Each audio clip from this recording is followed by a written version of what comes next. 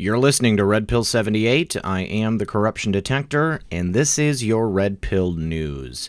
Well, I hope that everyone is having a lovely day. We're going to get through many, many different pieces of information today. Some developments in the arrest from J.E., some things that were found inside of his house. Very, very interesting. Kind of ties back into a lot of the things we've talked about before. Also, we have an update on the Elijah Cummings charity scam case. Looks like he and his wife are going to be investigated over that whole thing. We've got all of this and more, but first I wanted to start off with the post that displays the pictures you're seeing now. What happens when the controlled are told to create a new false racist narrative disinformation campaign? Do the sheep follow? Think for yourself. See the truth. And that's from our favorite Anon. That would be post number 3437 that just dropped at noon. It's about 12:40 right now as I'm recording this. Now, calling back here to post 3436, where post 2173 is embedded, they want you divided.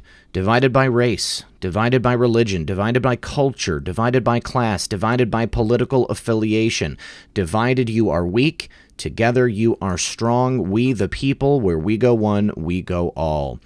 And then next included with that post here is a post on Twitter from Representative Ilhan Omar. Let's go ahead and take a look at that. Well, yesterday, Ilhan Omar and her ilk, the squad, they had a press conference after President Trump posted some tweets telling them that if they didn't like America, they could go back to their countries of origin. Representative Omar says this president would love nothing more than to divide our country based on race, religion, gender, orientation, ability, or immigration status. This is the only way he thinks he can prevent the solidarity of working people. We're not falling for it. And our favorite Anon asks us to define projection, because this right here is projection in its highest form. These people on the left are the ones dividing the country by all of these specific groups. President Trump is trying to unite the country. He's trying to bring together Americans of all persuasions. President Trump does not have a racist bone in his body. And we're going to take a look first at a story dealing with that from the Gateway Pundit. Now, one lawmaker says the United States is operating concentration camps. Two other newcomers to the Democratic House caucus routinely make anti-Semitic statements, and a fourth says America is and always has been racist. So President Trump said over the weekend that maybe, just maybe, they'd like to, go somewhere else if they hate America so much. Well, all hell broke loose, and Democrats rushed in front of the cameras to declare that it is the president, not the four female members of Congress, who is a racist. On Saturday, Trump took to Twitter to rip some members of the new progressive wing of the Democratic Party.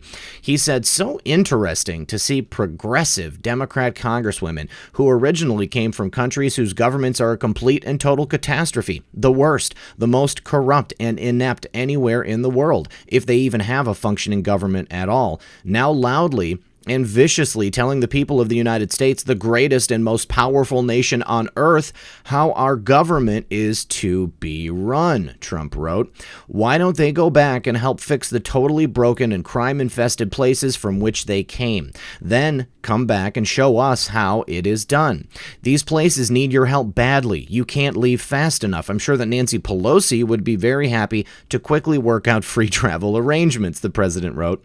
The lawmakers, Representative Alexandria Occasional Cortex of New York, Ilhan Omar of Minnesota, Rashida Tlaib of Michigan, and Ayanna Pressley of Massachusetts, held a joint press conference on Monday to denounce Trump. "This is the agenda of white nationalists, whether it is happening in chat rooms or happening on national TV, and now it's reached the White House garden," Omar said, as she called Trump's blatantly racist attack. But Trump on Tuesday fired back. "Our country is free, beautiful, and very successful. If you hate our country, or if you are not happy here, you can leave," Trump wrote on Twitter. And he said he's far from a racist. Those tweets were not racist. I don't have a racist bone in my body. The so-called vote to be taken is a Democrat con game. Republicans should not show weakness and fall into their trap. This should be a vote on the filthy language, statements, and lies told by the Democrat congresswomen who I believe truly, based on their actions, hate our country. Get a list of the horrible things they have said. Omar is polling at 8%. Cortez at 21%. Nancy Pelosi tried to push them away, but now they are forever wedded to the Democratic Party. See you in 2020, Trump wrote. Trump is a master troll. Of course, he's forcing the Democratic Party to embrace the most extreme wing of the party, and he's winning because it's working, because they are coming out with these buzzwords, these key token words where they try to get people all riled up, and they try to say that President Trump is a racist when he's not racist. He is a proud American, and he is proud to help every one of us in America lift ourselves up and become the best people and the best country we can be. That's what making America great again is all about. Now, with regard to J.E., the man on the screen, the billionaire pedo, fake passport, piles of cash, and dozens of diamonds were found at Epstein's home, prosecutors say. Federal prosecutors said on Monday during a bail hearing that a fake passport listing Saudi Arabia as a residence along with piles of cash and dozens of diamonds were found in Epstein's home safe. J.E.'s lawyers want him released on house arrest. However, prosecutors argue the billionaire PEDO is a flight risk and a danger to the public. The Associated Press reported that federal prosecutors say a search of J.E.'s home safe turned up a bogus passport that listed a Saudi Arabia residence along with piles of cash and dozens of diamonds. Assistant U.S. Attorney Alex Rossmiller revealed at a bail hearing Monday that the passport issued in the 1980s had a photo of Epstein but a different name. They also cited a mysterious lack of financial records. Now, the details emerged during a discussion of the financier's assets and whether he would be a flight risk. Prosecutors said previously that federal agents found a trove of nude photos during the raid on his home mansion following his arrest on sex trafficking charges. A judge says he will not rule Monday on J.E.'s bail, saying that he needs more time. J.E.'s lawyers want him released on house arrest. And we all know that Epstein is currently being held in a federal jail in New York City, where he has been since arrest last week. Prosecutors not only argue that J.E. is a flight risk, they worry he will also try to influence witnesses if he is not held in jail as he awaits trial. He was willing to put up $100 million bail so he could be held on house arrest in his $77 million Manhattan mansion. However, a judge on Monday denied his request and announced he will make his decision on Thursday. Now, the reason they're so worried that he will attempt to influence witnesses is because he was caught doing it previously. Some $350,000 that was paid out to silence witnesses, if not up to $500,000. This man has unlimited resources, essentially, and he is willing to do whatever it takes to stay out of jail. So he's going to need to sit in there. I don't think that it's safe to let him out on any accord. And he's also going to be a risk to the people that he will no doubt be giving testimony about in the upcoming trial. A lot of people are going to fall. Once that keystone is removed, the entire arch is going to come crumbling down, and that includes people like the Clintons and many other rich and famous people. Get your popcorn ready, guys. This is so fun. Now, my friend and fellow researcher Methods noted that if J.E. has a Saudi passport, then this arrest just got a lot more interesting. He includes a tweet from Erica Orden, says SDNY says they learned today that J.E. had in a locked safe a foreign passport issued in the 1980s. It was expired with a photo that appears to be him, but a name that is not his. And it also gives a place of residence as Saudi Arabia. Now, why is that interesting? Well, we've been talking about Saudi Arabia since the very beginning here, guys. And you can see from this post, this was on August 31st, and then an embed of a post from August 15th, Saudi Arabia access closed. Epstein Island access closed. Now, top of the list there are these, the two biggest names in human trafficking on the face of the earth. Remember that HRC equals Alice, Saudi Arabia equals Wonderland. Who are the White Rabbits? Riri drops regarding Saudi Arabia. Have faith for God and country. The White Rabbits have something to do with human trafficking. There was someone who had created a bunch of statues, a bunch of an art installation pieces, which included these grown men wearing white rabbit outfits. And of course, it's in some type of an allusion to Alice in Wonderland and the whole story about this. So, and we all know about the crazy, sick predilections of Alice's author, Lewis Carroll. So, very, very interesting. Epstein connected to Saudi Arabia. Well, no more. You know who else is connected to Saudi Arabia? That would be the owners of Twitter.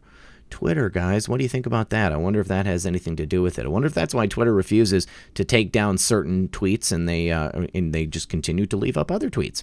I don't know. We'll have to wait and see. Now, with regard to J.E. willing to put up $100 million in bail money and then the judge delaying it, the prosecutors had a lot to say about it. We've got a little clip here from Fox I wanted to play, so let's go ahead and take a listen. Look, the prosecution can't have it both ways, right? We can't say, well, we want equal justice for all, but this man's too rich to be out on bail. And that's essentially what they're saying, because he has so many resources available to him. He could jump on one of his 2 private planes and get out of Dodge.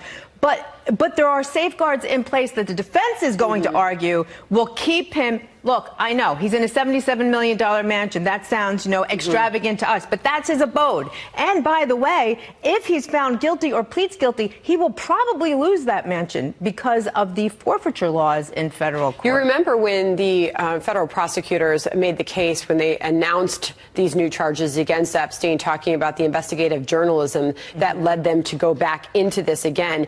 They said that they believed that he tried to influence witnesses after discovering he had paid a total of $350,000 to 2 individuals, including a former employee, last year, Jonna. So that's just some of what is being presented in that room. Yes, and right now I think it is a little bit tenuous. Why? Because the people, when they lay out the facts of the case, he apparently was working with people that worked with him, like that. Assistants were calling up people and having them come over. So it almost makes logical sense that if they're on the payroll, they're on the payroll. It might not necessarily be that he's tampering with them, but we're going to have to see how that plays out. Bail? I'm probably the only one that thinks he should. A lot of legal experts are saying he should not. With an electronic monitoring device and private security, he's not going anywhere. Why do we have to pay for 3 hots and a cot for this guy? But could he influence other co-conspirators while out on bail? I think is one of the questions they're asking. He could do that even if he were in the inside. If he's incarcerated, it gives the prosecution a lot more power, because when you're in and you want out, you will negotiate a lot sooner than you would otherwise. I think that it's a bad idea to allow him to get out. I understand, she's thinking from a legal perspective, from probably the perspective of a defense attorney, but he would be much more inclined to influence witnesses and co-conspirators if he was on the outside. If he is in a jail cell, if he is being protected and watched at all times, the chances of him getting a burner phone and being able to call people and threaten them or promise them money or promise them gifts, it's a lot less likely. This man is so powerful, and not to mention the fact that other people are going to want him dead. They already want him dead.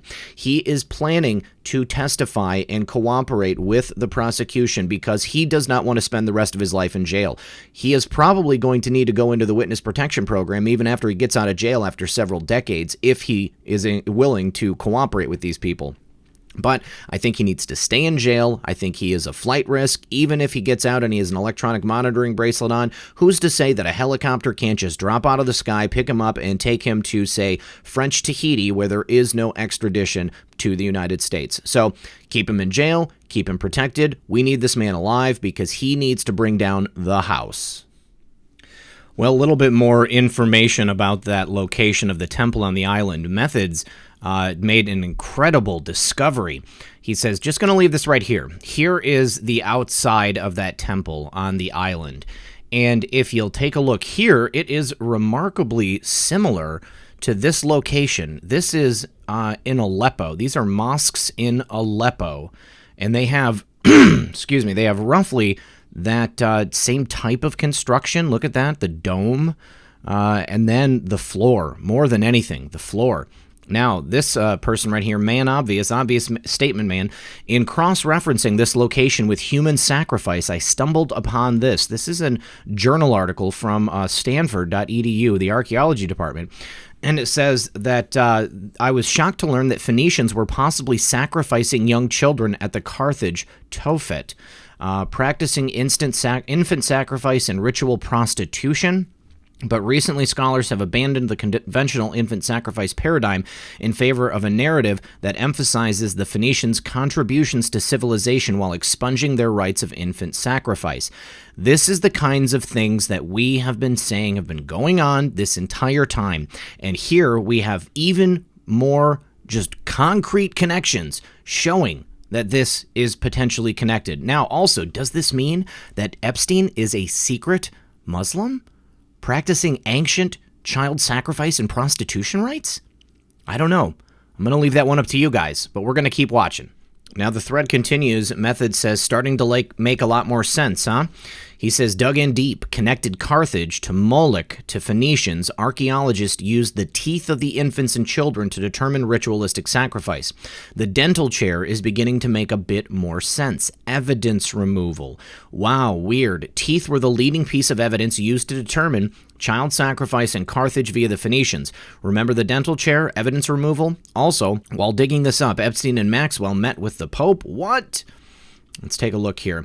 So here's just some more interesting information about how teeth were used to identify the child sacrifice.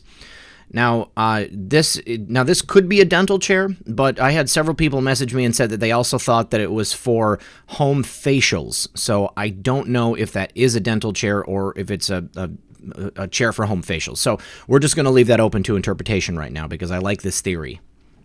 And then, of course, there was that picture of J.E. and Ghislaine Maxwell meeting with Pope John Paul II. God, breaks my heart. All right, and next, an update on the Elijah Cummings case. A watchdog group has asked the Maryland AG to investigate him and his wife for improper use of their charity. In May, it was first reported by the Washington Examiner that a charity run by Maya Rockeymoore, the wife of Representative Elijah Cummings, received millions from special interest groups and corporations that had business before her husband's committee. Democrat Maryland Representative Elijah Cummings, chairman of the House Oversight Committee, was in very poor financial condition and heavily in debt due to unpaid child support to 3 women he had children with. Classy guy. Until the last 10 years or so, he was married to his young, politically connected wife, Maya Rockeymoore. After the initial accusations, Cummings blasted the complaint to the IRS against his wife as baseless and partisan in a statement to Fox News. These baseless claims come from a group funded by right-wing mega-donors known for their political hit jobs, Cummings said in a statement to Fox News. I am confident that they would be exposed for what they really are, a fabricated distraction from the important work being done on behalf of Americans, such as lowering the skyrocketing prices of prescription drugs. Lies! Elijah Cummings is doing nothing in Congress to lower the prices of prescription drugs. President Trump is the only one taking action on that front. In June, Andrew Kerr revealed he obtained the audited financial statements for the charity run by the wife of Elijah Cummings. The documents reveal Rockeymoore Cummings paid hundreds of thousands of dollars to her for-profit LLC. And here it is, Andrew Kerr doing God's work. I've obtained audited financial statements for the charity run by the wife of House Oversight Committee Chairman Elijah Cummings. They were involved in a massive scheme to funnel money to themselves so Elijah could pay off his baby mamas and the many children that he has out of wedlock with these women. Now this, on Monday, the Foundation for Accountability and Civic Trust asked the Maryland Attorney General to investigate whether Representative Elijah Cummings and his wife used a charity for improper self-enrichment. Again, from the Washington Examiner, a watchdog group is asking the Maryland Attorney General to investigate whether Representative Elijah Cummings and his wife used a charity for improper self-enrichment. The Foundation for Accountability and Civic Trust, which leans conservative, filed the complaint on Monday against the Center for Global Policy Solutions, a nonprofit organization founded by Cummings' wife, Maya Rockeymoore. The complaint asked Maryland Attorney General Brian Frosch to investigate the financial relationship between the Center for Global Policy Solutions and Rockeymore's for-profit consulting firm Global Policy Solutions, LLC. The similarly named entities share an address, phone number, projects, funding sources, and had a cost-sharing arrangement that raises questions about a potentially improper financial benefit to Miss Maya Rockymore Cummings and her husband, Representative Elijah Cummings, the complaint asserts. Yeah, definitely improper here. This is something that they do. They like to name a nonprofit and then a for-profit with the exact same name. This is exactly what AOC did and what she was going to get in trouble for. Hopefully that still happens, because her and her chief of staff, Sakrit Chakrabarti, I forgot his name, but I think that's it. They are scum. These people are all scum, and they are robbing the American public blind. They are funneling federal dollars to their own for-profit institutions, and they are doing it with a smile on their face. Next up, we have some interesting news on the Kamala Harris presidential front. Looks like she may be in trouble. She took money from the firm behind that Jeffrey Epstein plea deal. Wow. Well, presidential hopeful Kamala Harris ripped a law firm's work on a controversial plea deal involving deep-pocketed PEDO Jeffrey Epstein the same day she took money from some of its attorneys at a fundraiser. Harris had no problem allowing 6 partners from the firm, Kirkland & Ellis, help raise dough for her campaign last week by hosting the Chicago event, which even featured her husband, lawyer Douglas Emhoff, the Associated Press reported.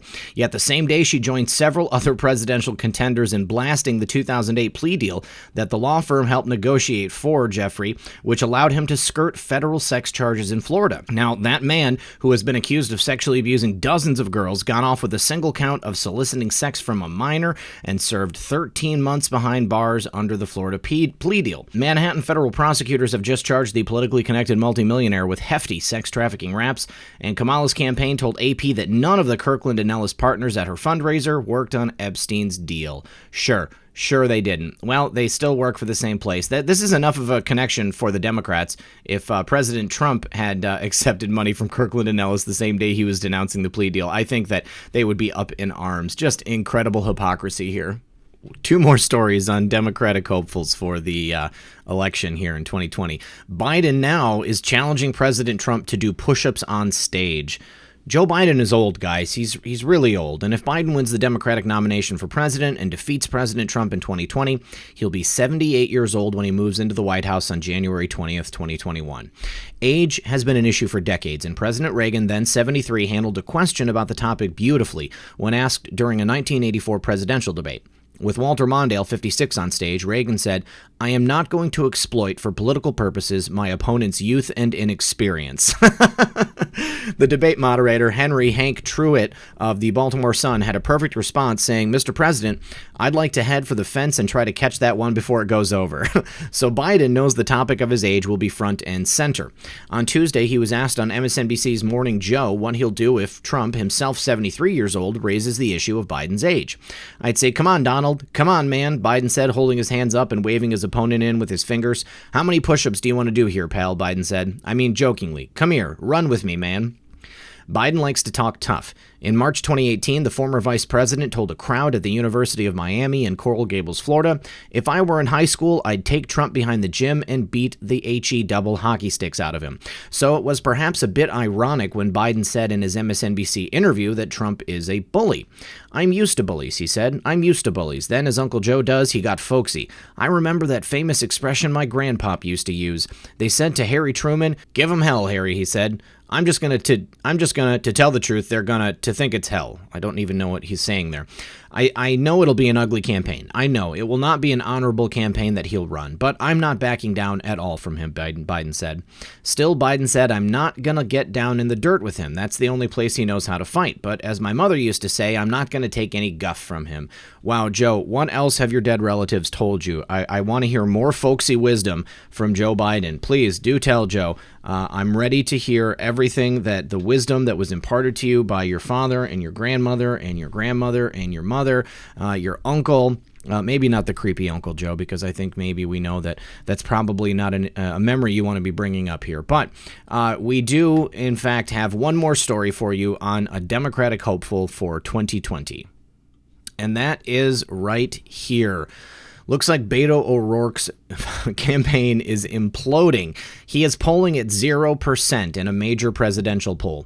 Sure, most of the 24 candidates running for the 2020 Democratic presidential nomination are really just vying for a place on the ticket as the vice presidential nominee, but one candidate has imploded so badly that he might not even be able to snag that dubious honor. In a new poll from St. Anselm College in New Hampshire, a prominent survey that measures the mood of registered American voters in its first primary state, former Representative Robert Beto O'Rourke pulled in 0% of the vote. We were so confused, we had to call the New Hampshire Institute of Politics at the college to find out why O'Rourke's name didn't appear on the list at all. The question was open-ended, and no one said his name, said a spokeswoman at the Institute. That's right, the Institute asked 351 voters, if the presidential primary election were held today, which candidate would you vote for? And not one mentioned the guy that liberals say is the next JFK. Oof. The poll had other disastrous news for the 46-year-old Texan. In February, O'Rourke had a 51.2% favorable rating. That dropped to 46.3% in April. But after the first Democratic debates, his favorable ratings has plunged to 29.8%, a drop of 21.8%. Senator Cory Booker of New Jersey also plummeted in the new poll. He had polled in 4.4% in April, but dropped to 1.2% in the latest survey. His favorability rating also skidded, dropping 12.6%.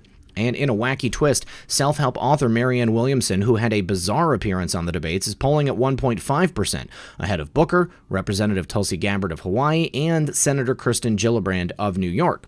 Overall, Biden still leads at 20.8%, down 2.1% from the previous poll. Senator Kamala Harris has leapt up to second at 17.5%, and Senator Elizabeth Warren is third at 16.7%. Senator Bernie Sanders has plunged to 5.7% to 9.9% overall to drop to fifth. The sources of Biden's support suggest that his narrow advantage may be precarious, as it comes from older and more conservative voters, while Warren leads among the more energized, very liberal voters, New Hampshire Institute of Politics Executive Director Neil Levesque said in a release. Indeed, among voters that are extremely interested in the upcoming presidential election, Harris and Warren are tied at 20% support, leading Biden at 19%. Among extremely and very interested voters, Harris leads with 19% support to Biden's 18% and Warren's 17%. Of course, we know that these numbers mean absolutely nothing because when it comes to national polls and the actual winner of the 2020 election, that's going to be President Donald Trump. President Donald Trump is going to win in a landslide because each and every one of these Democratic contenders, these hopefuls on the blue ticket, they are failing miserably, and they are failing America. That's not what we need now, folks. We need someone who is going to continue to push forward the MAGA agenda and bring us the kind of recognition that we deserve in the world and the kind of strength that we need in our economy. And that only is going to be brought to us by President Donald Trump for a second term. All right, folks, that is all I have for you today. I want to thank everyone for joining me. As always, this has been Red Pill 78. I am the Corruption Detector, and this was your Red Pill News. Good luck, everyone, and God bless.